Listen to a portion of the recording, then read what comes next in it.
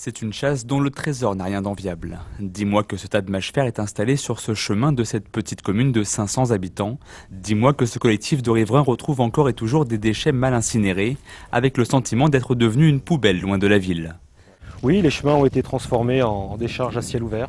Donc on retrouve des fourchettes, des bouts de verre, des uns brûlés, voilà, des bouts d'os. On a même retrouvé une prothèse de hanche. Voilà, tous ces déchets qui n'ont pas été triés par la société SPL avant de nous livrer ce produit. Selon ses habitants, plusieurs milliers de tonnes de ces déchets auraient pu être déversés ici sur près de 8 km, et ce dans le plus grand secret. Pour le collectif, les coupables sont tous trouvés, la société d'incinération SPL, délégataire direct de Cergy-Pontoise.